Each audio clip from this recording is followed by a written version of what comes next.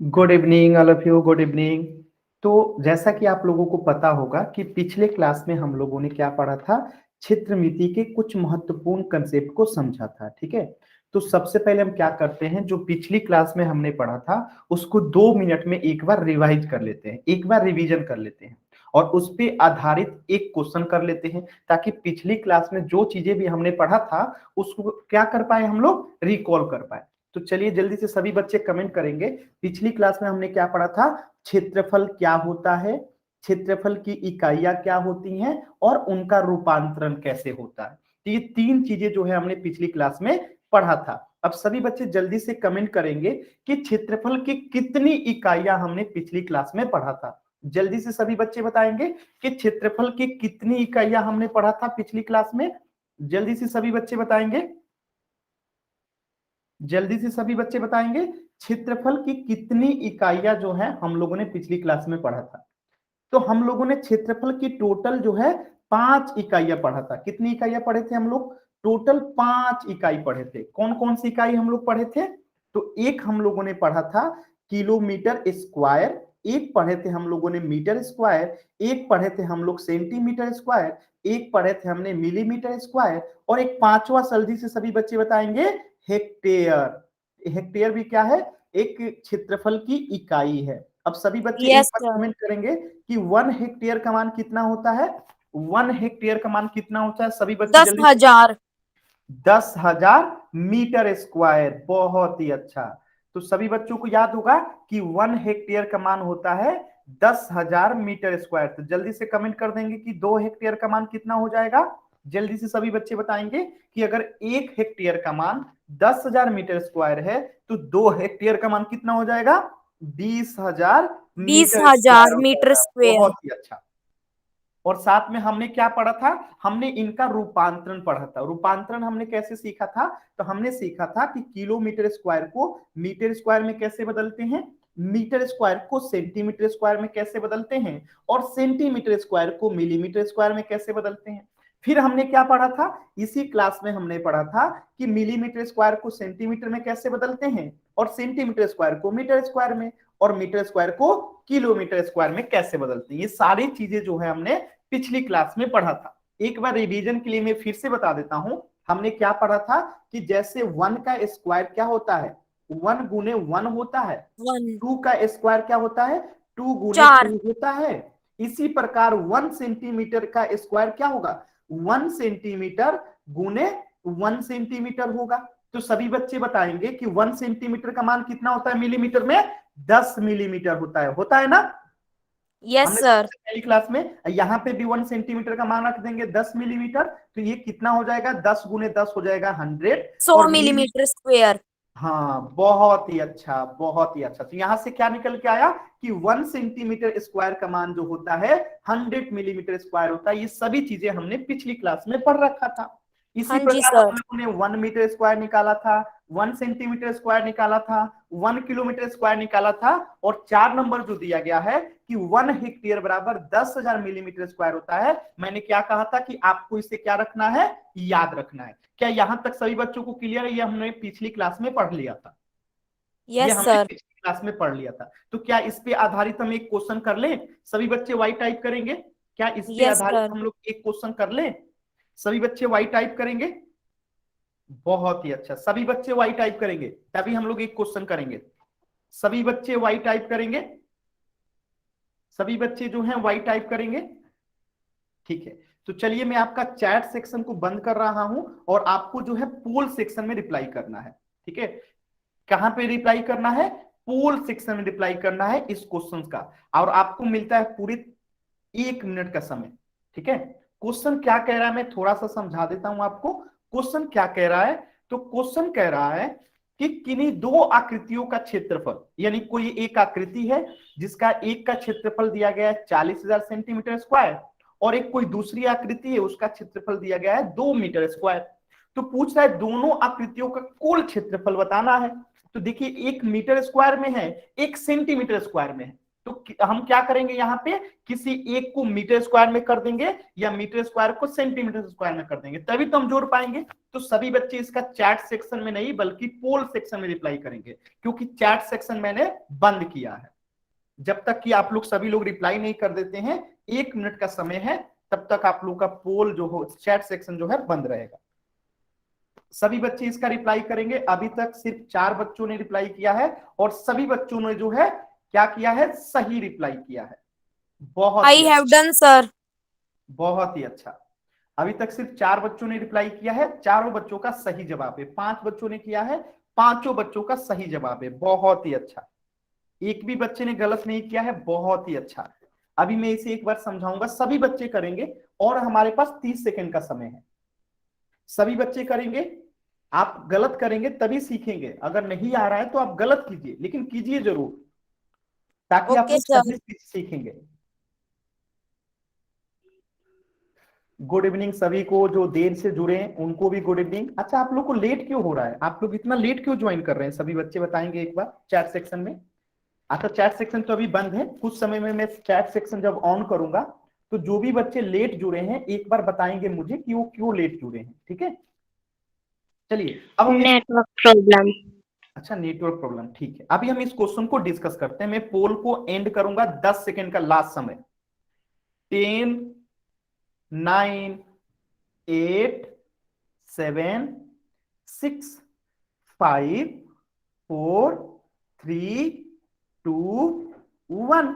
अब मैं पोल को एंड कर रहा हूं और जो बच्चे पोल में जवाब नहीं दे पाए थे अब वो चैट सेक्शन में जवाब दे सकते हैं।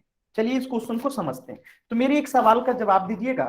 आज भी मैंने बताया और पिछली क्लास में भी बताया था कि क्या बताया था मैंने कि, सॉरी 1 मिनट रुकिए, इसे मिटाइए थोड़ा सा, इसे यहां पे ये लिखिए। 1 मीटर स्क्वायर का मान कितना होता है, सभी बच्चे बताएंगे सेंटीमीटर स्क्वायर में। सभी बच्चे बताएंगे, पिछली क्लास में ही पढ़ा था कि 1 मीटर स्क्वायर का मान सेंटीमीटर स्क्वायर में कितना होता है। अगर नहीं पता तो निकाल लीजिए। 1 मीटर स्क्वायर, जैसे 1 स्क्वायर को हम क्या लिखते हैं, 1 गुने 1 लिखते हैं। 2 को क्या लिखते हैं, 2 गुने 2 लिखते हैं। तो इसी प्रकार 1 मीटर स्क्वायर को हम क्या लिख सकते हैं, 1 मीटर गुने 1 मीटर लिख सकते हैं।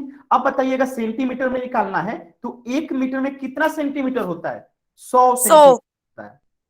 गुने 1 मीटर में कितना सेंटीमीटर, 100 सेंटीमीटर होता है। जब हम इसे गुणा करेंगे तो 1 पे कितना जीरो, 10,000। तो इसका मान कितना आ गया, 10,000 सेंटीमीटर स्क्वायर निकल के आ गया। यानी यहां से हमें क्या मिला कि 1 मीटर स्क्वायर का मान जो होता है 10,000 सेंटीमीटर होता है। ये हमने पिछली क्लास में सीख लिया था। तो क्या ये बॉक्स में जो अभी मैंने बनाया इसे मिटा दूं मैं, ये तो मैंने पिछली क्लास में बता दिया था, तो इसे मिटा दूं, इसे मैं मिटा दूं, इसे मिटा दूं ना, ये पिछली क्लास में हमने सीख लिया था। सर एक मिनट, क्या हो गया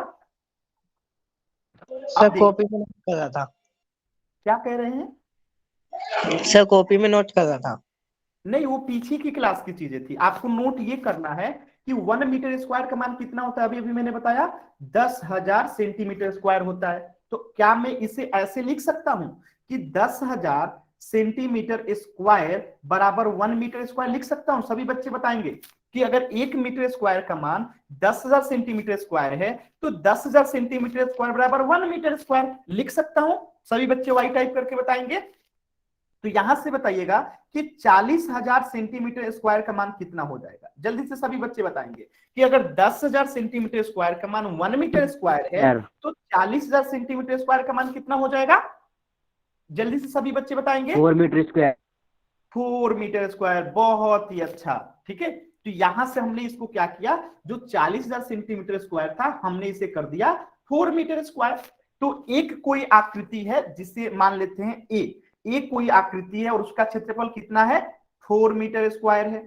फिर एक कोई बी आकृति है, मान लेते हैं कोई भी आकृति एक बी है जिसकी एरिया दी गई है 2 मीटर स्क्वायर। उसके बाद हमसे पूछा जा रहा है कि दोनों आकृतियों का कुल क्षेत्रफल क्या होगा। तो क्या दोनों को जोड़ देंगे तो 6 मीटर स्क्वायर हमारा आंसर नहीं हो जाएगा, बताइए जल्दी से। तो 6 मीटर स्क्वायर होगा, सेंटीमीटर नहीं होगा। क्यों, क्योंकि हमने जो है सेंटीमीटर को मीटर में बदल दिया है। और जब मीटर मीटर जुड़ेगा तो क्या होगा, मीटर ही होगा। तो इसलिए सेंटीमीटर नहीं होगा बल्कि मीटर स्क्वायर आंसर होगा।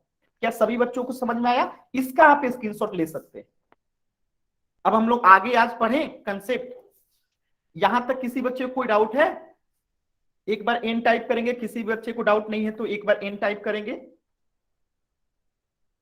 बहुत ही अच्छा, बहुत ही अच्छा। चलिए, तो अब हम लोग क्या करते हैं, इसका आंसर देख लीजिए आप लोग। आंसर क्या होगा? 6 मीटर स्क्वायर। चलिए, तो आज हम लोग क्या पढ़ेंगे उसे स्टार्ट करते हैं। ये तो था पिछली चीजों का। तो आज हम लोग सबसे पहले पढ़ेंगे 2 डायमेंशनल 2D शेप्स, जिसे हम कहते हैं द्विविमीय आकृति। तो मैं आपको थोड़ा सा एक शॉर्टकट बताता हूं। देखिए, जब भी 2D दिखाई दे ना, इसका मतलब समझिएगा जिसमें सिर्फ लंबाई, ठीक है, और चौड़ाई होती है। क्या होती है? सिर्फ लंबाई और चौड़ाई होती है। लंबाई और चौड़ाई होती है, उसे 2D कहते हैं। और एक होता है 3D, अभी आगे बढ़ेंगे हम लोग। तो 3D में क्या होता है कि लंबाई भी होता है, चौड़ाई भी होता है, और साथ में क्या होता है? ऊंचाई भी होता है। क्या होता है? ऊंचाई भी होता है। तो आपको अगर कोई पूछेगा अंतर कि 2D और 3D में क्या अंतर है, तो आपको उसको क्या बताना है कि देखो 2D में जो होता है सिर्फ 2 चीजों का मान हमें प्राप्त होता है, एक लंबाई का और एक चौड़ाई का। जबकि 3D में जो होता है हमें क्या पता होता है? 3 चीजें पता होती है, लंबाई भी, चौड़ाई भी और ऊंचाई भी। तो जिस ऐसी कोई भी आकृति, ठीक है, ऐसी कोई भी आकृति जिसकी हमें तीनों चीजें पता हो, लंबाई, चौड़ाई और ऊंचाई, तो उसे 3D कह देंगे। अगर ऐसी कोई भी आकृति जिसकी सिर्फ 2 चीजें हमें पता हो, लंबाई और चौड़ाई, तो उसे हम 2D कह देंगे। ये तो मैंने बताया अभी शॉर्टकट में। अब इसे हम पढ़ेंगे डिटेल में विथ एग्जाम्पल। ठीक है, अब हम इसे पढ़ेंगे एग्जाम्पल। तो क्या ये शॉर्टकट वाला तरीका आपको समझ में आ गया? अब हम इसे डिटेल में पढ़ लेते हैं। सभी बच्चे एक बार वाई टाइप करेंगे कि ऐसी कोई भी आकृति जिसकी सिर्फ लंबाई और चौड़ाई होती है, उसे हम क्या कह देते हैं? 2D कह देते हैं। और ऐसी कोई भी आकृति जिसमें लंबाई, चौड़ाई और ऊंचाई तीनों दी होती है, हम उसे 3D कह देते हैं। ठीक है, तो यहां तक आप लोगों को क्लियर है? अब हम समझते हैं थोड़ा सा डिटेल में कि द्विविमीय आकृति यानी 2D होता क्या। तो डेफिनेशन देखिए, एक समतल, समतल यानी प्लेन, जैसे आपका कागज होता है, ठीक है, तो कागज पे खींची जा सकने वाली आकृतियां, शेप, जिनकी केवल क्या होती है? लंबाई और चौड़ाई होती है, उन्हें हम क्या कहते हैं? द्विविमीय आकृति यानी 2D शेप कहते हैं। बताइए सभी बच्चों को क्लियर है? यानी वो तमाम आकृतियां जिनकी सिर्फ लंबाई और चौड़ाई होती है, उन्हें हम 2D शेप कहते हैं, द्विविमीय आकृति कहते हैं। एग्जाम्पल देखिए, जैसे कि ये क्या है, इसमें सिर्फ आपको लंबाई और चौड़ाई दिखाई देगा। कैसे? देखिए, यहां से यहां तक मान लेते हैं इसकी चौड़ाई, और फिर यहां से यहां तक हो गई इसकी लंबाई। तो सिर्फ इसकी 2 ही चीजें आपको दिखाई देगी, या तो लंबाई या तो चौड़ाई, यानी 2 ही चीजें आपको। फिर एक और एग्जाम्पल देखिए, इसमें भी आप देखेंगे तो यहां से यहां तक इसकी लंबाई और यहां से यहां तक इसकी चौड़ाई। ठीक है, और भी आकृति देखिए, ये सब क्या है? 2D है। ये सब क्या है? 2D है। इसमें आपको सिर्फ इतना ही पता है, लंबाई और चौड़ाई। क्लियर है? हम लोग आगे बढ़े, थोड़ा सा और एग्जांपल देख लीजिए। आपको हमेशा याद रखना है, ये कुछ महत्वपूर्ण 2D शेप्स हैं जिसे आपको बार बार याद रखना है। क्या याद रखना है? कि त्रिभुज जो होता है, ट्रायंगल जो होता है, एक 2D शेप होता है। रेक्टेंगल कह रहा हूं, चतुर्भुज जो होता है, क्वाड्रिलेटरल जो होता है, जितने भी टाइप का क्वाड्रिलेटरल आप लोग ज्यामिति में पढ़े होंगे, ज्योमेट्री में आपने बहुत प्रकार के चतुर्भुज पढ़े होंगे, पैरेललोग्राम पढ़े होंगे, स्क्वायर पढ़े होंगे, रेक्टेंगल पढ़े होंगे, आयत, वर्ग, समानांतर चतुर्भुज, ट्रेपेजियम, बहुत सारे चतुर्भुज पढ़े होंगे। सब के सब क्या होते हैं? 2D शेप होते हैं। यानी जितने भी चतुर्भुज होंगे सब 2D होते हैं। सर्कल आपका क्या होता है? 2D होता है। तो ये सारे एग्जांपल्स आपको, ये 4 बहुत महत्वपूर्ण है, ये चारों ही 2D होते हैं। इसमें सिर्फ क्या होता है? लंबाई और चौड़ाई होता है। तो इसे हम क्या कहते हैं? 2D शेप कहते हैं। क्या सभी बच्चों को 2D शेप क्लियर है? देखिए, यहां पे अनावश्यक कोई भी बातें नहीं करेंगे। अनावश्यक कोई भी बच्चे बात नहीं करेंगे। सभी बच्चों को क्लियर है? एक बार वाई टाइप करेंगे। अच्छा, रिपीट करना है, ठीक है, मैं एक बार फिर से रिपीट कर देता हूं।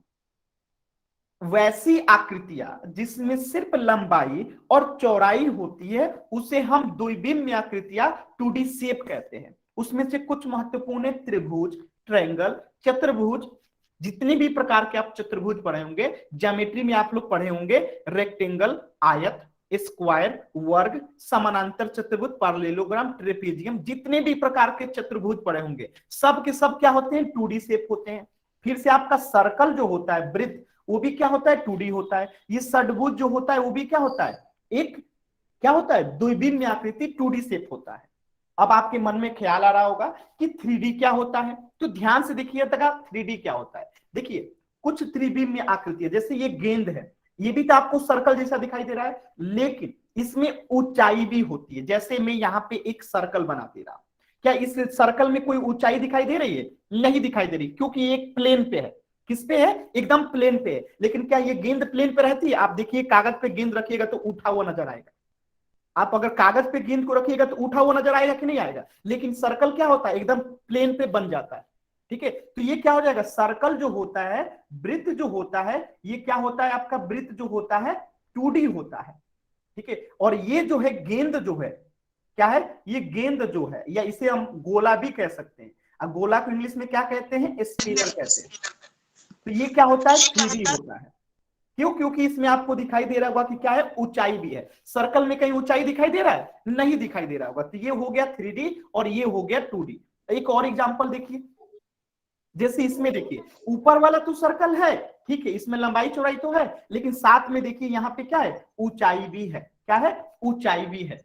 ठीक है, जैसे मैं यहाँ पे बना देता हूं, देखिए एक ये सर्कल और एक ये सर्कल, ठीक है, और यहां से बीच में एक ऊंचाई डाल देंगे तो ये क्या हो जाएगा, देखिए इसे हम बेलन कहते हैं। ये सब चीजें आपको आगे पढ़नी है। तो ये सब क्या होता है, इसमें ऊंचाई है, ये जो लाइन दिखाई दे रहा है ना, ये एच है, ऊंचाई है। ठीक है, कि कितना ऊंचा है। ठीक है, तो कई सारे जब सर्कल मिल जाते हैं तो ये कुछ इस प्रकार के दिखाई देते हैं और ये 3D शेप बन जाता है, जिसमें ऊंचाई आ जाता है। जैसे ये ऊंचाई, एक और एग्जांपल देखिए। ठीक है, एक मिनट, एक ये एग्जांपल देखिए, मार्कर। ठीक है, ये भी क्या है, एक 3D शेप है।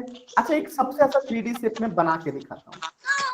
आप लोगों ने कभी ईंट देखा है, ईंट जिससे घर बनता है, कितने बच्चों ने ईंट देखा है, एक बार थोड़ा कमेंट करेंगे। सभी बच्चों ने देखा होगा।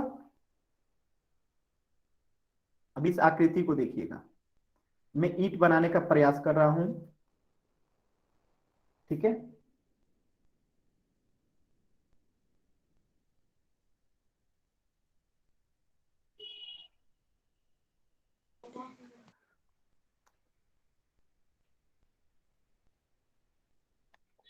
क्या ये आपको ईंट जैसा दिखाई दे रहा है?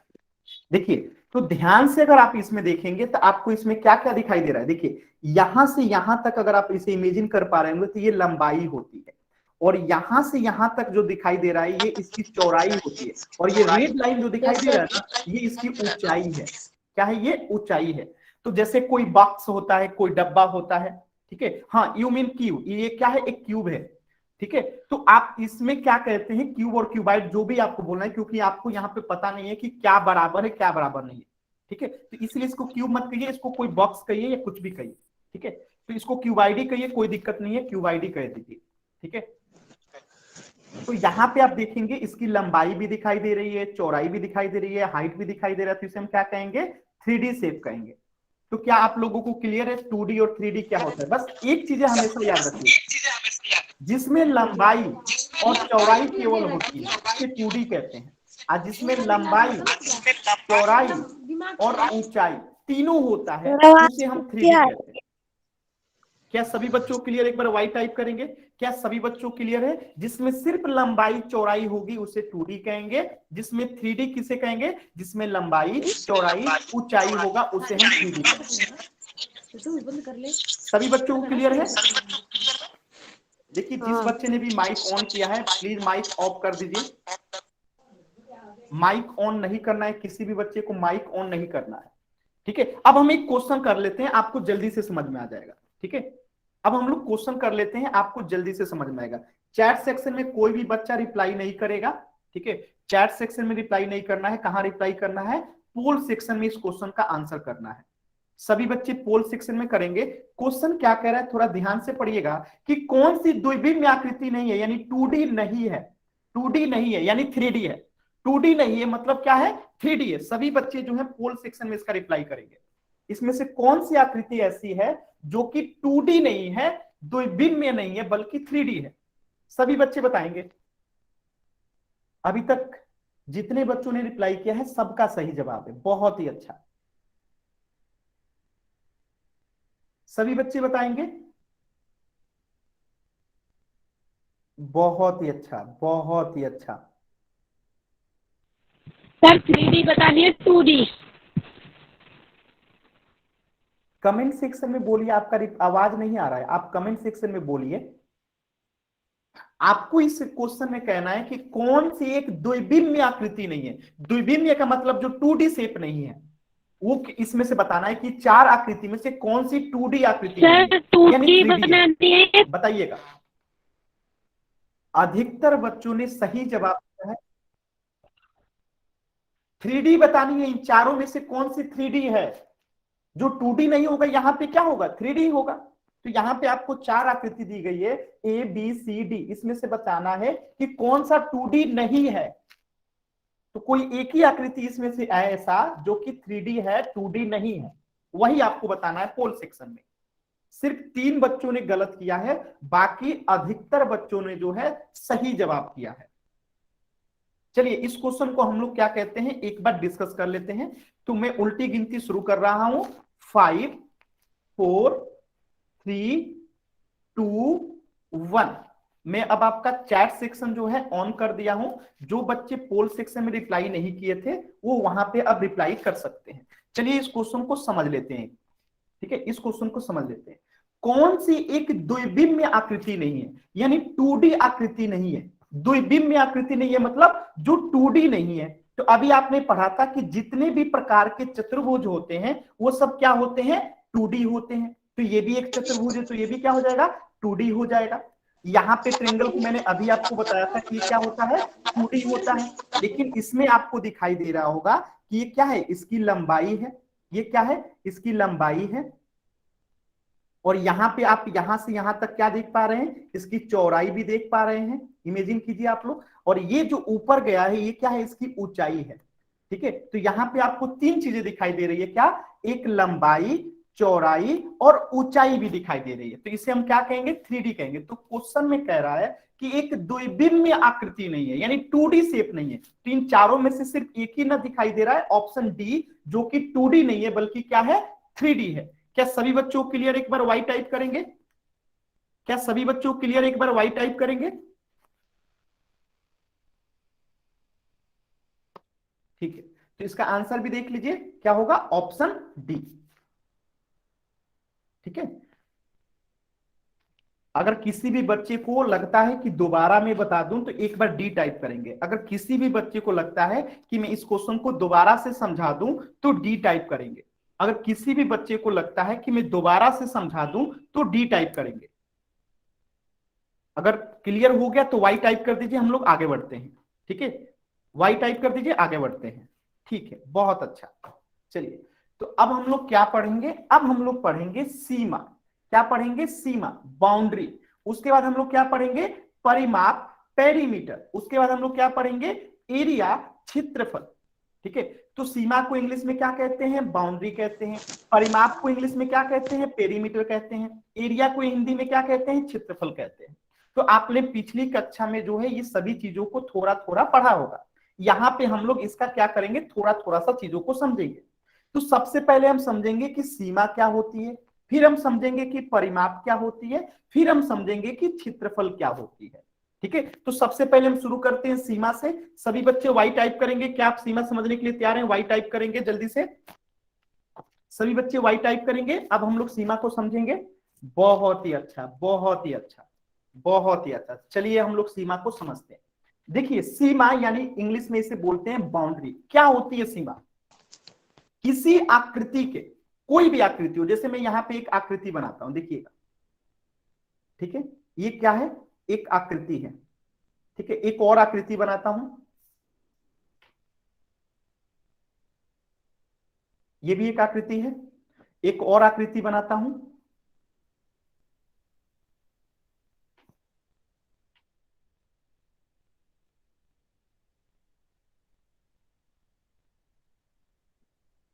ठीक है, अब देखिए डिफिनेशन क्या कह रहा है, इसका परिभाषा क्या कह रहा है, किसी भी आकृति के बाहर, ध्यान से इस शब्द को हमेशा याद रखिएगा, बाहर चारों ओर, तो इस चतुर्भुज के चारों ओर जो खींची रेखा है उस आकृति की क्या होगी, सीमा कहलाएगी। यानी कि ये जो रेखा है, ये जो रेखा है और ये जो रेखा है, ये जो रेखा, इसे हम क्या कहेंगे, इस आकृति का सीमा कहेंगे। तो मान लेते हैं कि ये क्या है, एबीसीडी एक चतुर्भुज है, एबीसीडी क्या है, एक चतुर्भुज है, तो इसकी सीमा क्या हो गई, एबी जो है, जो भुजा है इसकी सीमा है, एसी जो भुजा है ये इसकी सीमा है, और सीडी जो है ये भी इसकी भुजा है, और बीडी जो है क्या है, ये भी इसकी सीमा है। तो आपको समझ में आया कि सीमा क्या कहते हैं। इसी प्रकार बताएंगे त्रिभुज एबीसी में इसकी सीमा कौन कौन सी है, कमेंट करेंगे। जैसे चतुर्भुज में एबी इसकी सीमा थी, एसी भी सीमा थी, सीडी भी सीमा थी और बीडी भी सीमा थी, ठीक है। उसी प्रकार बताएंगे चैट सेक्शन में सभी बच्चे कि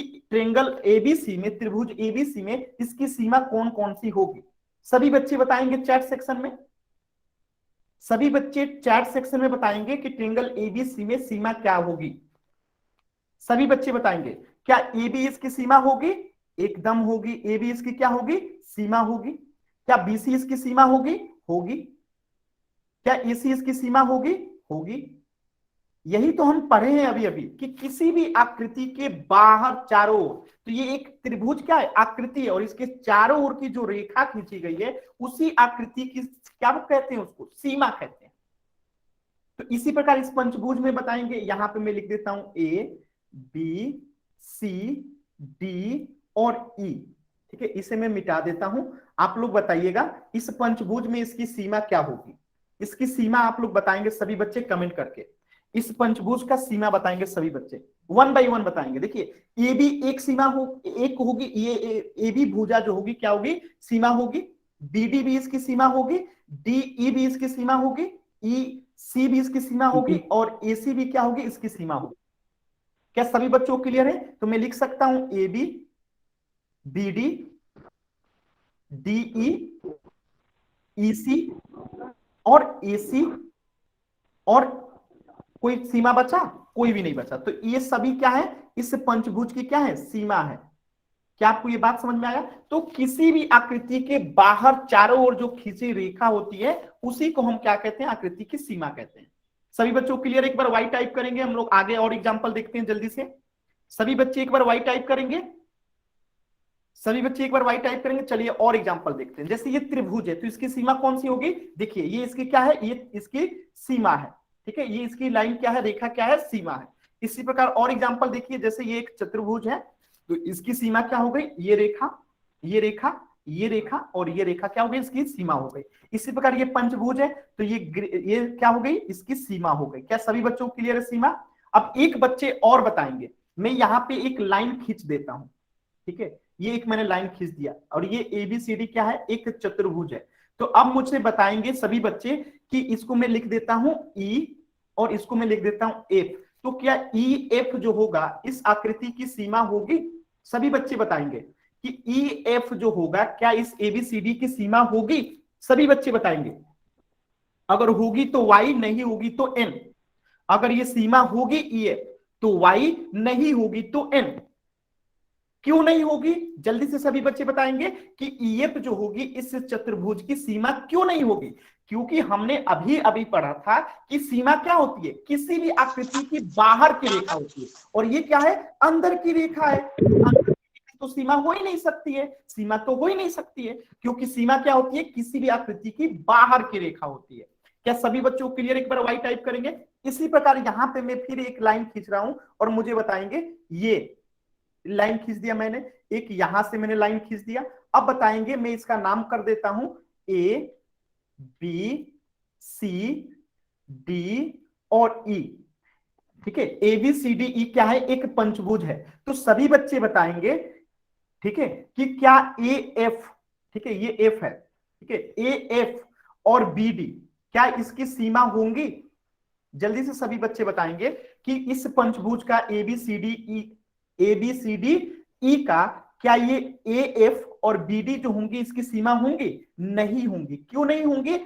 क्योंकि ये क्या है, अंदर की लाइन है, और हमने अभी डिफिनीशन में पढ़ा कि सीमा क्या होती है, किसी भी आकृति की बाहर की रेखा होती है। सभी बच्चों क्लियर? एक बार वाई टाइप कीजिए, हम लोग अब पढ़ते हैं कुछ आगे की चीजें। तो सीमा सभी बच्चों क्लियर हो गया? बहुत ही अच्छा, ठीक है आगे पढ़ते हैं। अब देखिए आप अपने जीवन, दैनिक जीवन में भी जो है, आम जिंदगी में भी जो है कुछ सीमा का यूज करते हैं। जैसे कुछ लोग देखे होंगे घर बनाते हैं तो घर के आगे बाउंड्री लगा देते हैं, बाउंड्री बना देते हैं, और बाउंड्री को हिंदी में क्या कहते हैं, सीमा कहते हैं। कि बाउंड्री क्यों बनाई जाती है, ताकि किसी व्यक्ति के घर के अंदर कोई बाहर का व्यक्ति ना चला जाए। तो ये क्या लगा दी जाती है, सीमा लगा दी जाती है, बाउंड्री लगा दी जाती है, ताकि कोई इसके अंदर ना जा पाए। इसी प्रकार कहीं पे आप लोग देखे होंगे सड़क दुर्घटना होती है, कहीं पे सड़क पे अगर एक्सीडेंट हो जाता है, जैसे ये सड़क है और यहाँ पे किसी व्यक्ति का क्या हो गया, मान लेते हैं गलती से दुर्घटना हो गया, तो पुलिस क्या करती है, ऐसी ही एक येलो पट्टी क्या करती है, यहां से खींच देती है, ठीक है। और इस पे लिखा रहता है police line do not cross, यानी कि ये पुलिस का क्या है, एक सीमा रेखा है, एक बाउंड्री है, और पुलिस ये लाइन खींच के बताना चाहती है कि कोई भी व्यक्ति जो है इस सीमा के अंदर ना आए, ठीक है। तो इस घटनास्थल का क्या हो गया, ये सीमा हो गया। तो ये चीजें आप लोग दैनिक जीवन में देखे होंगे। सभी बच्चों को क्लियर है? एक बार वाई टाइप करेंगे, ये सभी बच्चों को क्लियर है? ठीक है आगे बढ़ते हैं हम लोग। देखिए परिमाप क्या होता है, पिछली कक्षा में आप लोग परिमाप पढ़े होंगे, पेरीमीटर पढ़े होंगे, और अभी आपने सीमा पढ़ा, तो सीमा से ही चीजें जल्दी समझ में आ जाएगी। देखिए एक बंद आकृति का, मैं यहां पे एक बंद आकृति बना देता हूं, ये क्या हो गई, एक बंद आकृति हो गई। एक और बंद आकृति बना देता हूं, ठीक है, ये क्या हो गई, एक बंद आकृति हो गई। एक और बंद आकृति बना देता हूं, आपको चीजें जल्दी समझ में आ जाएंगी। ये क्या है, एक तीनों बंद आकृति है। सभी बच्चों को क्लियर है कि ये तीनों बंद आकृति है, ए बी और सी, तीनों ही बंद आकृति है। तो पेरीमीटर क्या होता है, एक बंद आकृति की सीमा की कुल लंबाई। तो एक बात बताइएगा, अगर मैं इसे लिख दूं ट्रेंगल एबीसी, ठीक है एबीसी, तो इसकी सीमा कौन सी होगी, जल्दी से सभी बच्चे बताएंगे। तो इसकी भुजा 1, ये भुजा 2 और भुजा 3, ये क्या होंगी, इसकी सीमा होगी। यानी कि ए बी, बी सी और ए सी क्या है, इसकी सीमा है। और जब इन तीनों को जोड़ देंगे, कुल लंबाई कर देंगे सीमा की, तो वही क्या हो जाएगी, इस त्रिभुज की क्या हो जाएगी, पेरीमीटर हो जाएगी। तो यही बात यहां पे लिखा गया है कि एक बंद आकृति की सीमा की कुल लंबाई, सीमा की क्या लंबाई, कुल लंबाई। तो कुल लंबाई तो तभी निकलेगा ना जब इस त्रिभुज की तीनों भुजा को हम जोड़ देंगे। तो तीनों भुजा के हम जोड़ दिए तो इस सीमा की कुल लंबाई निकल गई। कुल लंबाई को ही क्या कहते हैं, उसका परिमाप कहते हैं। क्या सभी बच्चों को ये क्लियर है? एक बार वाई टाइप करेंगे, क्या सभी बच्चों को क्लियर है? क्या ये सभी बच्चों को क्लियर है? इसी प्रकार बताइएगा, अगर मैं इसका नामकरण कर दूं इसको कि ये एक चतुर्भुज है, कौन सी चतुर्भुज है, तो इसका मैं नाम करता हूं ए बी सी और डी। तो इसकी सीमा बताइए कौन सी होगी, ठीक है। तो इसकी सीमा हो जाएगी एक ये ए बी, फिर हो जाएगी बी डी, फिर हो जाएगी सी डी, फिर हो जाएगी ए सी। इन चारों को जब हम जोड़ देंगे, यानी ए बी 1 नंबर, फिर इस बीडी को जोड़ देंगे 2 नंबर, सीडी को जोड़ देंगे 3 नंबर और एसी को जोड़ देंगे 4 नंबर। यानी ए बी प्लस 2 नंबर करेंगे बीडी प्लस सी, क्या करेंगे सीडी को प्लस एसी को जोड़ देंगे, ठीक है। तो ये क्या निकल के आ जाएगा, हमें परिमाप निकल के आ जाएगा। क्या सभी बच्चों को ये क्लियर है? क्या सभी बच्चों को ये क्लियर है? सभी बच्चे बताएंगे, क्या सभी बच्चों को क्लियर है? ठीक है, यहां तक किसी भी बच्चे को लगता है कि मुझे परिमाप को दोबारा से बचानी चाहिए तो मैं दोबारा से बता दूंगा, एक बार आपको बस डी टाइप करना है। अगर सभी बच्चों को क्लियर है तो वाई टाइप करेंगे, अगर दोबारा से जानना चाहते हैं तो डी टाइप करेंगे। कोई भी बच्चा अगर चाहता है कि मैं दोबारा से बता दूं तो डी टाइप करेंगे, अगर क्लियर है तो वाई टाइप करेंगे, ठीक है। दीपक जाट नाम से जो भी बच्चा है, आप माइक ऑन करके पूछेंगे आपको क्या दिक्कत हो रही है। अच्छा ठीक है, मैं बता देता हूं, एक बार दोबारा से बता देता हूं। चलिए ध्यान से समझिएगा, क्वेश्चन कंसेप्ट कह रहा है कि एक बंद आकृति का, मैं यहां पे एक बंद आकृति बना रहा हूं, ध्यान से देखिएगा सभी लोग। ये क्या है, एक बंद आकृति है। ये क्या है, एक बंद आकृति है।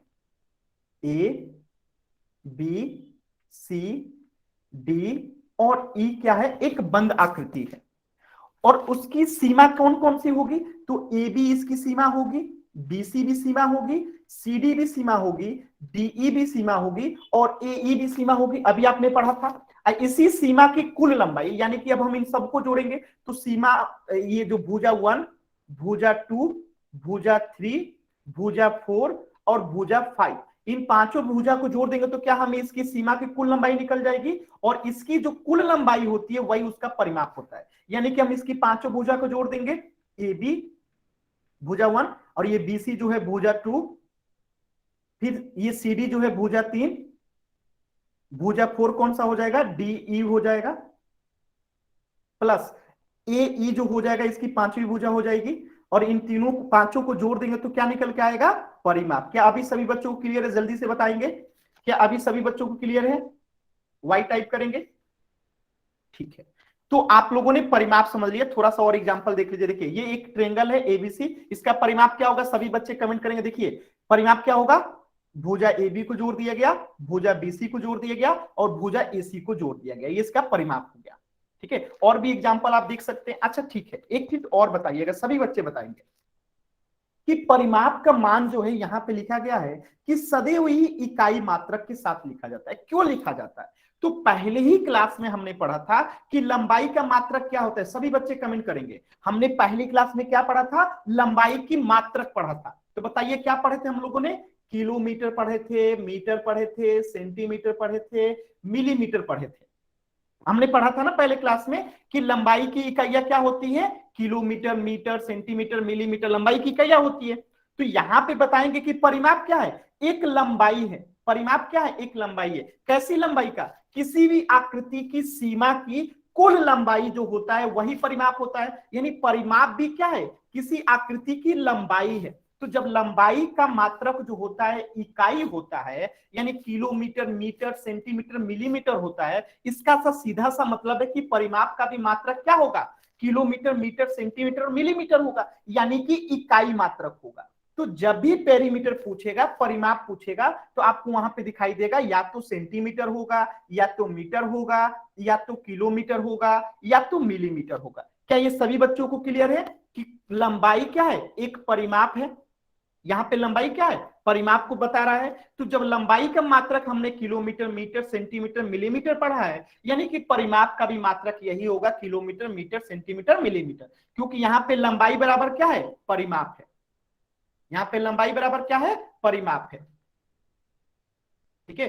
तो लंबाई का जो मात्रक होगा वही परिमाप का भी मात्रक होगा। क्लियर है सभी बच्चों को, क्या सभी बच्चों को क्लियर है, वाई टाइप करेंगे। अब हम लोग का एक चीज और है, उसके बाद हम लोग क्वेश्चन करेंगे।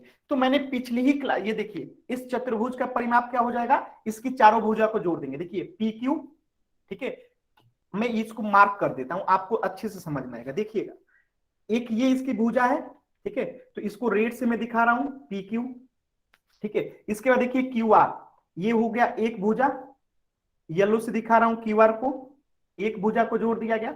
इसके बाद देखिए आर एस, ये वाला भुजा को मैं हरा से दिखा रहा हूं, देखिए आर एस। और इसके बाद ये लास्ट वाला भुजा को मैं दिखा रहा हूं नीला से, देखिए।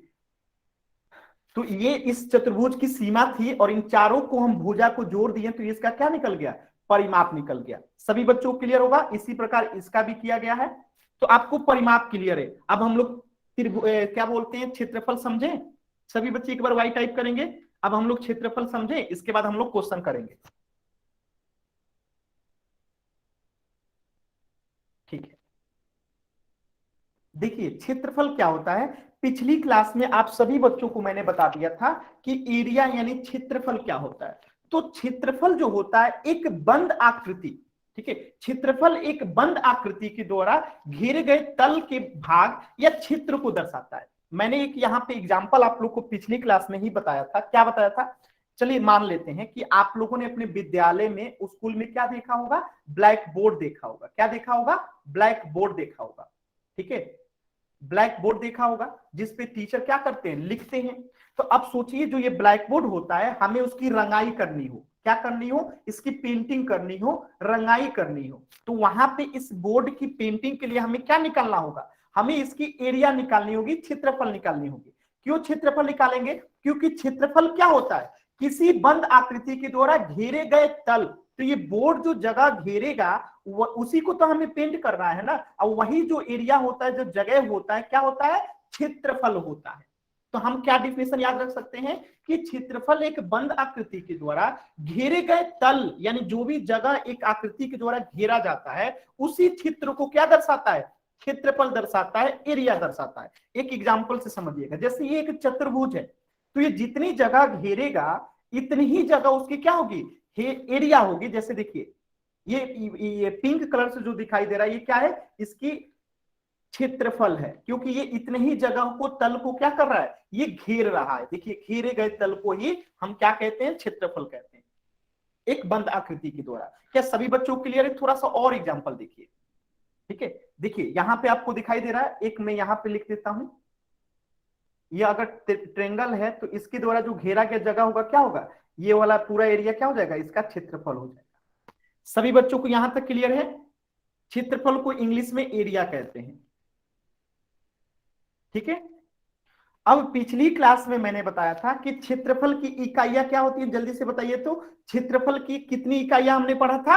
5 इकाइयां पढ़ा था। कौन कौन सा? Centimetre square, metre square, kilometre square, millimetre square, और क्या पढ़ा था? हेक्टेयर पढ़ा था, ठीक है। ये 5 इकाइयां पढ़ा था। तो हमने वहीं पे पढ़ लिया था कि क्षेत्रफल का मान जो होता है सदैव ही वर्ग इकाई में लिखा जाता है। यानी हम इसे क्या पढ़ेंगे? वर्ग सेंटीमीटर पढ़ेंगे। क्या पढ़ेंगे? वर्ग सेंटीमीटर या सेंटीमीटर स्क्वायर। इसे हम क्या पढ़ेंगे? वर्ग मीटर, या फिर हम क्या पढ़ेंगे? Metre square. इसी प्रकार किलोमीटर स्क्वायर कहिए या वर्ग किलोमीटर कहिए, बात एक ही है। इसी प्रकार यहां क्या कह सकते हैं? वर्ग मिलीमीटर कहिए या मिलीमीटर स्क्वायर कहिए। और बताइएगा सभी बच्चे कि 1 हेक्टेयर का मान कितना होता है? सभी बच्चे बताएंगे 1 हेक्टेयर का मान कितना होता है? कमेंट सेक्शन में जवाब देंगे सभी बच्चे।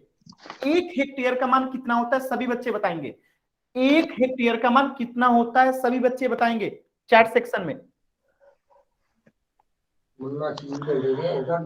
चलेगी 10,000 क्या?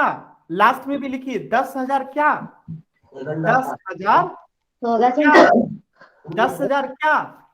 10,000 मीटर स्क्वायर। बहुत ही अच्छा, बहुत ही अच्छा। तो क्या आपको ये चीजें समझ में आ गई कि क्षेत्रफल जो होता है एक बंद आकृति के द्वारा घेरे गए तल के भाग या क्षेत्र को दर्शाता है। यानी कि इस चतुर्भुज के द्वारा जितना जगह को घेरा गया है हम इस चतुर्भुज का इसे क्या कहेंगे? क्षेत्रफल कहेंगे। और हमको तो पहले से पता था कि क्षेत्रफल का मान हमेशा ही क्या होता है? वर्ग इकाई होगा। यानी जहां भी क्षेत्रफल लिखा जाएगा उसका मान या तो सेंटीमीटर स्क्वायर में होगा, या तो मीटर स्क्वायर में होगा, या तो किलोमीटर स्क्वायर में होगा, या तो मिलीमीटर स्क्वायर में होगा। अब जल्दी से सभी बच्चे बताएंगे कि परिमाप का मान किस में होता है? अभी अभी हमने पढ़ा था परिमाप का मान किस में होता है? या तो सेंटीमीटर, या तो मीटर, या तो किलोमीटर, या तो मिलीमीटर। क्या परिमाप का मान कभी भी मीटर स्क्वायर हो सकता है?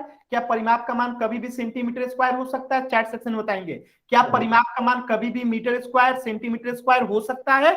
सभी बच्चे चैट सेक्शन में बताएंगे कि क्या परिमाप का मान कभी भी मीटर स्क्वायर, सेंटीमीटर स्क्वायर हो सकता है? नहीं हो सकता, नहीं हो सकता, कभी नहीं हो सकता। याद रहेगा। अब मुझे बताएंगे कि क्या क्षेत्रफल का मान कभी भी सेंटीमीटर, मीटर हो सकता है? सभी बच्चे बताएंगे कि क्या क्षेत्रफल का मान कभी भी सेंटीमीटर, मीटर हो सकता है? सभी बच्चे बताएंगे कि क्षेत्रफल का मान कभी भी सेंटीमीटर या मीटर हो सकता है? नहीं हो सकता। क्यों नहीं हो सकता है? इसलिए नहीं हो सकता है कि हमने अभी पढ़ा था कि क्षेत्रफल का मान जो होता है सदैव ही वर्ग इकाई में होता है। यानी या तो सेंटीमीटर स्क्वायर होगा, या तो मीटर स्क्वायर होगा, या तो किलोमीटर स्क्वायर होगा, या तो मिलीमीटर स्क्वायर होगा। क्या सभी बच्चों को क्लियर है? एक बार वाई टाइप करेंगे कि परिमाप का मान हमेशा क्या होता है? इकाई होता है, यानी सेंटीमीटर, मीटर, किलोमीटर, मिलीमीटर होगा। क्षेत्रफल का मान हमेशा किस में होता है? वर्ग में होता है, यानी वर्ग सेंटीमीटर, वर्ग मीटर, वर्ग किलोमीटर, वर्ग मिलीमीटर या हेक्टेयर। क्या सभी बच्चों को क्लियर है? अब हम लोग क्वेश्चंस कर सकते हैं। अभी हम लोग क्वेश्चन ही करेंगे, अब हम लोग क्वेश्चन ही करेंगे, ठीक है। तो आइए देखिए ये जो क्या दिखा रहा है ये बताइए क्या है? ये जो ब्लू कलर का दिखाई दे रहा है ये क्या है? जल्दी से सभी बच्चे बताएंगे ये ब्लू कलर वाला जगह जो है क्या है? ये ब्लू कलर से दिखाई देने वाला जगह क्या है, ये पिंक कलर से दिखाई देने वाला जगह क्या है, इसे क्या कहेंगे हम? इसे हम कहेंगे इंग्लिश में या हिंदी में क्या कहेंगे? क्षेत्रफल। बहुत ही अच्छा। इसी प्रकार इसको भी बताएंगे, इसे हम क्या कहेंगे? इस आकृति का एरिया या क्षेत्रफल। बहुत ही अच्छा, ठीक है। अब हम लोग क्वेश्चन करते हैं। आप लोग का चैट सेक्शन में बंद करूंगा, आपको पोल सेक्शन में रिप्लाई करना है। तो पहला क्वेश्चन स्क्रीन पे है आपका, मैं चैट सेक्शन जो है बंद कर दिया हूं। रिप्लाई कहां पे करना है? पोल सेक्शन में आपको रिप्लाई करना है। कहां पे रिप्लाई करना है? पोल सेक्शन में रिप्लाई करना है। क्वेश्चन नंबर 8 सभी बच्चे एकदम आराम से करेंगे, धीरे धीरे। आपको पूरे 2 मिनट का समय है। कितने मिनट का समय है? 2 मिनट का समय है। सभी बच्चे सिस्टमेटिक वे में धीरे धीरे करेंगे। इस त्रिभुज का आपको क्या बताना है? परिमाप बताना है। सभी बच्चे करेंगे, 2 मिनट का समय है। सभी बच्चे करेंगे। दिए गए त्रिभुज का हमें क्या बताना है? परिमाप बताना है। सभी बच्चे करेंगे। मुझसे मुझसे मुझसे मुझसे गई। माइक म्यूट कर लीजिए सभी बच्चे। माइक कोई भी बच्चा ऑन नहीं करेगा। सभी बच्चे बताएंगे। इस प्रश्न का आंसर जो है पोल सेक्शन में करना है। आपका जो है चैट सेक्शन मैंने बंद किया है। दोबारा से चैट सेक्शन कब ऑन होगा? जब हम पोल सेक्शन को एंड करेंगे। सभी बच्चे जो है पोल सेक्शन में रिप्लाई करेंगे और हमारे पास अभी 1 मिनट का समय है। अधिकतर बच्चों ने जो है सही जवाब किया है। सभी बच्चे कोशिश करें, सभी बच्चे जरूर कोशिश करें इस क्वेश्चन को आंसर करने का पोल सेक्शन में। जो भी बच्चा पोल सेक्शन में जवाब नहीं कर पा रहे हैं वो थोड़ा सा इंतजार करेंगे। जब हम पोल को एंड करेंगे तो चैट सेक्शन को ऑन करेंगे और आप तब रिप्लाई करना, ठीक है? कोई भी बच्चे परेशान नहीं होंगे। हमारे पास और 1 मिनट का समय है।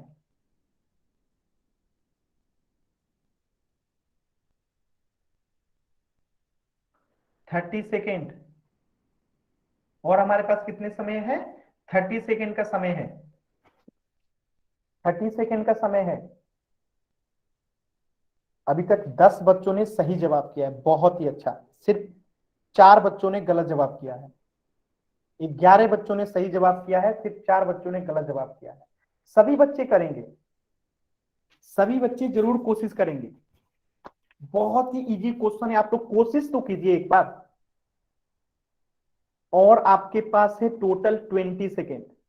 अब मैं उल्टी गिनती शुरू करने वाला हूं।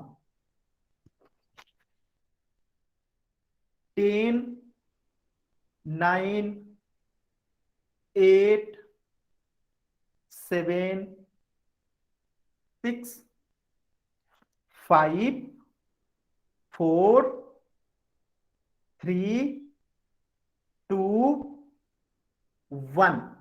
अब मैं पोल को एंड कर रहा हूं और क्वेश्चंस को समझते हैं। जो बच्चे पोल में आंसर नहीं कर पाए थे अब वो चैट सेक्शन में रिप्लाई कर सकते हैं। देखिए इस क्वेश्चन को करते हैं। क्वेश्चन क्या कह रहा है कि नीचे दिए गए त्रिभुज का परिमाप बताना है। तो मान लेते हैं कि ये क्या है? त्रिभुज एबीसी है। क्या है? त्रिभुज एबीसी है। तो इसकी सीमा कौन सी है? भुजा एबी, भुजा बीसी और भुजा एसी। ये क्या है? इसकी सीमा है। और सीमा की कुल लंबाई यानी कि AB plus BC plus AC क्या होगी? इसकी परिमाप होगी। तो एबी का मान कितना दिया गया है? 5.5 सेंटीमीटर। प्लस बीसी का मान कितना दिया गया है? 4.5 सेंटीमीटर। और एसी का मान कितना दिया गया है? 7 सेंटीमीटर। अब देखिएगा 5.5 में 4.5 जोड़ना है। तो 5.5 में अगर आधा जोड़ देंगे तो 6 हो जाएगा, यहां बचेगा 4। तो 6 4 कितना हो जाएगा? 10 प्लस 7। तो टोटल मान कितना हो गया? 17। तो 17 ए में भी है, बी में भी है, लेकिन ए नहीं होगा। क्यों नहीं होगा? क्योंकि सेंटीमीटर स्क्वायर जो होता है कभी भी परिमाप का मान नहीं हो सकता है। ये किसका मान होता है? ये एक्चुअली जो होता है सेंटीमीटर स्क्वायर क्षेत्रफल का मान होता है। तो यहां पे इसका मतलब क्या होगा? परिमाप का मान 17 सेंटीमीटर होगा, यानी ऑप्शन बी। क्या सभी बच्चों को समझ में आया? एक बार वाई टाइप करेंगे सभी बच्चे, एक बार वाई टाइप करेंगे सभी बच्चे। यस जी। तो इसका आंसर क्या हो जाएगा? Option B. अगर किसी बच्चे को स्क्रीनशॉट लेना है तो आप ले लेना स्क्रीनशॉट। अब हम लोग आगे बढ़ रहे हैं। इसका आंसर आप लोग नोट कर लीजिएगा, ऑप्शन बी। एक और क्वेश्चन करें, जल्दी से वाई टाइप कीजिए। एक और क्वेश्चन करते हैं, और आप लोग पोल में ना रिप्लाई जल्दी से मत करो, थोड़ा सा समय लो, 2 मिनट का समय, ठीक है। चैट सेक्शन को मैं बंद कर रहा हूं, आपके पास पूरे 2 मिनट का समय है। पोल में एकदम आराम से धीरे धीरे करना, मैं पोल को 1 मिनट रुक के दूंगा, आप लोग पहले इसे बनाओ। पोल में 1 मिनट के बाद दूंगा, आप लोग पहले इस क्वेश्चन को बनाओ, फिर मैं पोल दूंगा। आप लोग पहले इसे कॉपी पे बना लो, फिर मैं 1 मिनट के बाद पोल दूंगा। आप लोग पहले इसे बनाओ, पहले आप लोग क्या करो, इसे बनाओ, फिर मैं पोल दूंगा। टोटल 2 मिनट का समय है, 1 मिनट पहले आप बना लो, फिर मैं पोल देता हूं।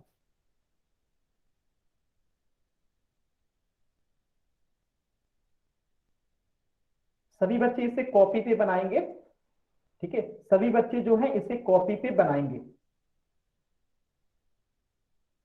चलिए, मैंने पोल दे दिया है, अब सभी बच्चे इसे पोल में जवाब दे सकते हैं। और आपके पास टोटल 2 मिनट का समय इस क्वेश्चन को करने के लिए, 2 मिनट का समय है।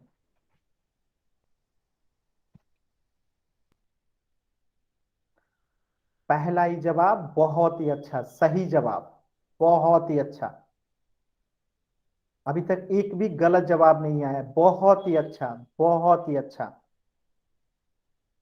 एक भी बच्चे ने अभी तक गलत जवाब नहीं किया, बहुत ही अच्छा। सभी बच्चों ने जो है अभी तक सही जवाब किया है, बहुत ही अच्छा। सभी बच्चे जरूर कोशिश करें, सभी बच्चे जो हैं इस आंसर को, इस क्वेश्चन को आंसर करने का जरूर प्रयास करें। अभी हमारे पास पूरे 2 मिनट का समय है।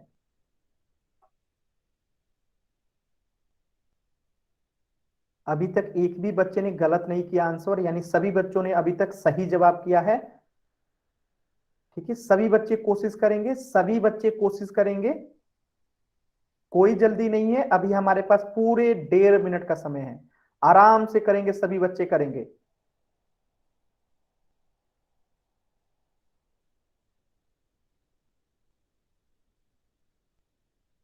और आप लोग होमवर्क डिस्कस करने के लिए आगे से, जब मंडे से आप लोगों के आगे जो भी क्लासेज होंगी आप लोगों का, ठीक है, आप लोग अपना समय सारणी आप लोग जानते होंगे, तो आगे से जो भी क्लास है आपकी, आप क्लास के 10 मिनट पहले जुड़ा कीजिए, ताकि हम लोग होमवर्क को डिस्कस कर पाए। इसलिए आज के क्लास के एंड में मैं आपको कोई भी होमवर्क नहीं दूंगा, और आप लोगों को पिछला होमवर्क करके आना है, ठीक है। तो कब जुड़ना है आपको? क्लास के 10 मिनट पहले, यानी 8:20 में आपको जुड़ जाना है, ताकि हम लोग क्या करें, जो आपका होमवर्क है उसे डिस्कस कर पाए। इसलिए मैंने आज होमवर्क डिस्कस नहीं किया, क्योंकि आप लोग जुड़े नहीं थे। तो आगे से क्या करना है, 8:20 में सभी बच्चों को जुड़ जाना है, ताकि यहाँ पे हम लोग होमवर्क को क्या कर लें, डिस्कस कर लें। तो जो पिछला होमवर्क था वही हमारा होमवर्क रहेगा। पिछला होमवर्क क्या था? पेज संख्या 109 और को प्रश्नावली कौन सा था? 2.1।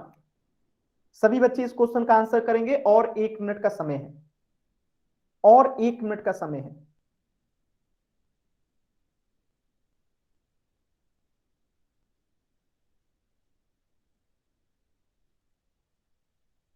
Thirty second.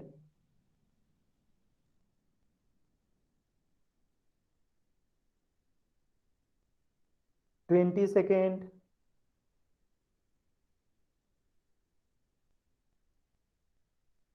पंद्रह सेकेंड।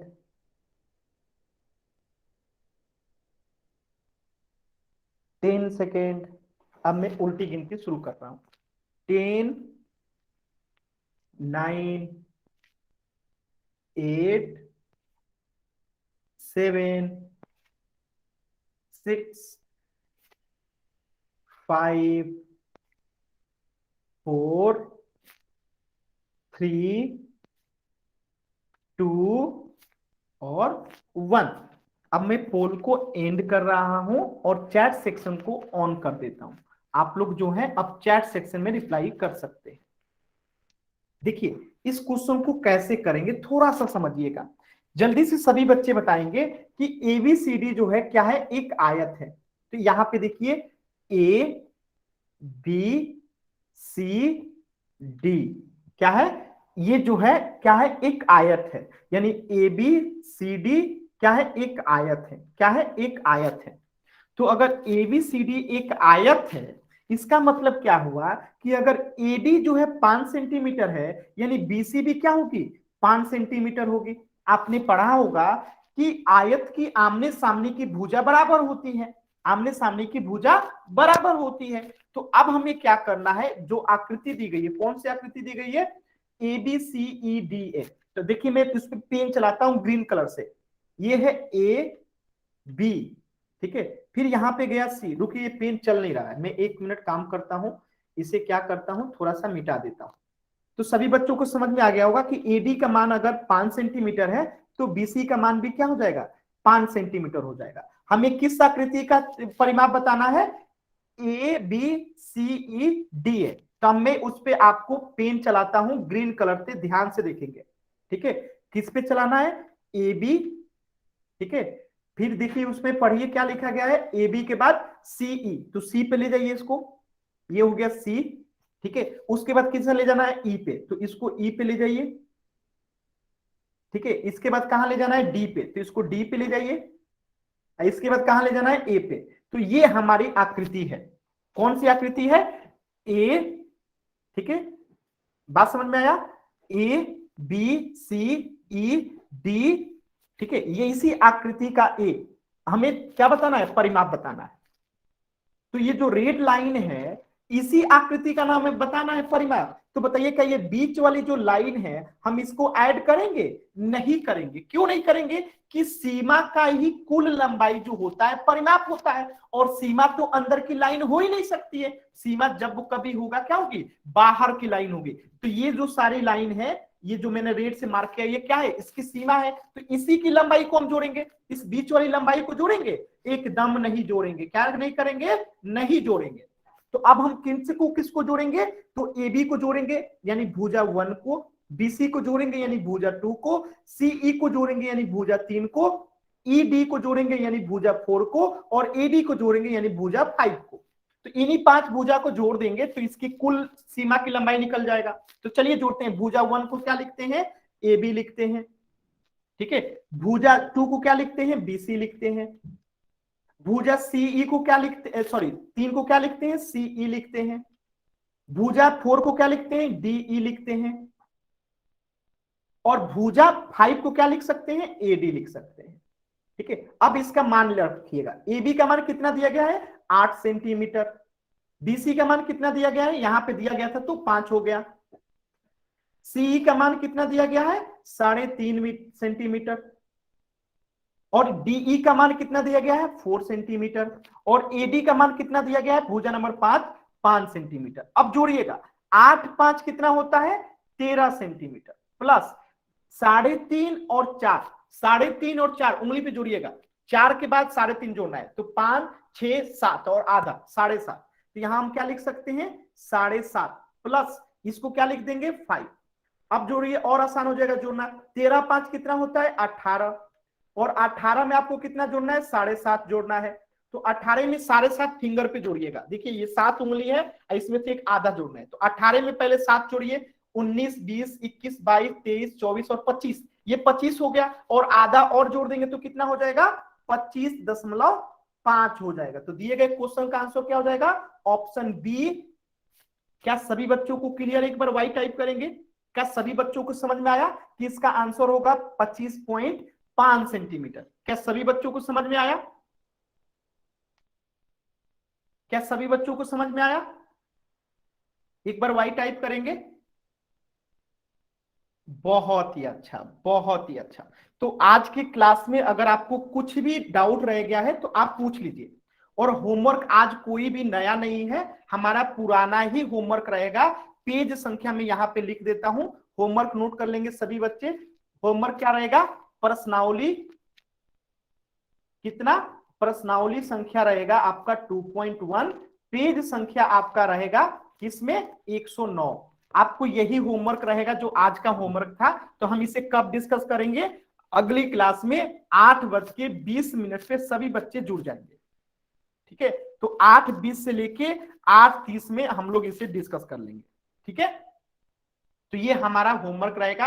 आज की क्लास से किसी भी बच्चे को कुछ भी पूछना है आप पूछ सकते हैं, नहीं तो क्लास को लेफ्ट कर दीजिए। अगर किसी बच्चे को कुछ पूछना है तो पूछ लीजिए, नहीं तो क्लास को लेफ्ट कर दीजिए।